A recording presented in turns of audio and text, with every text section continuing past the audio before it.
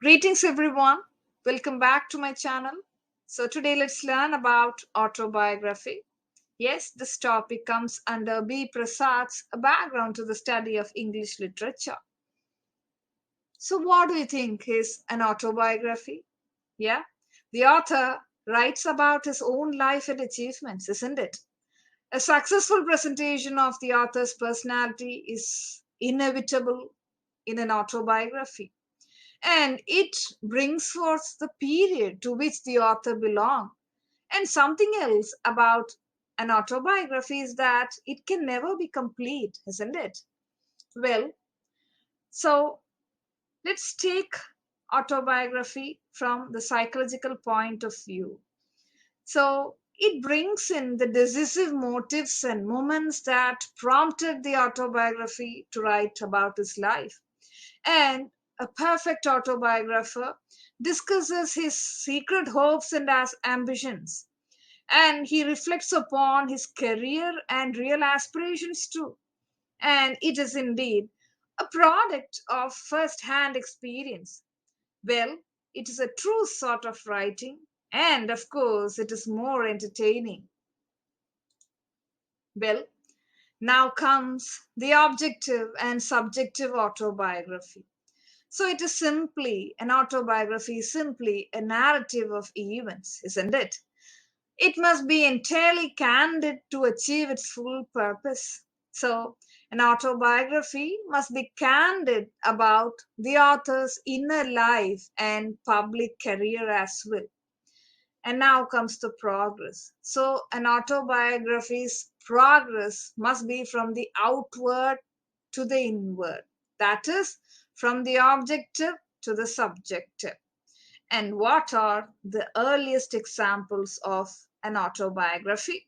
So, Saint Augustine's Confessions, that was written during the 5th century AD, is a perfect example. Yeah, it is full of frank self-analysis. And then comes Rousseau's Confessions, which was published in the latter half of the 18th century. And of course, it had a stronger influence over the genre.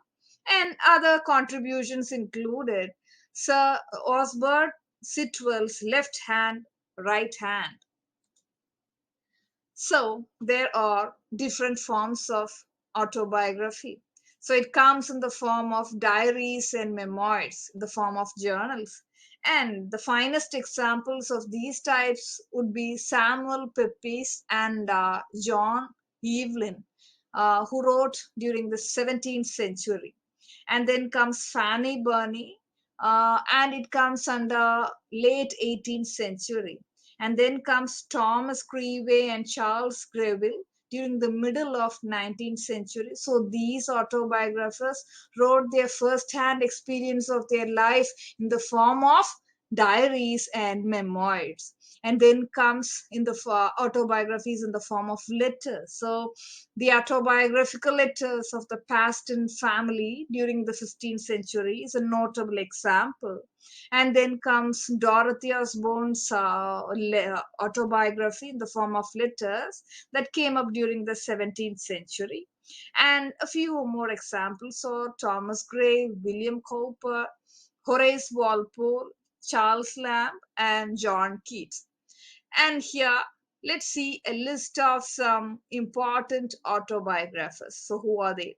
De Quincey, Benjamin Robert Hayden, Leigh Hunt, Shelley's friend Trelawney, and then J.S. Mill, Ruskin, Morley, H.G. Wells, and many others, as you could see here.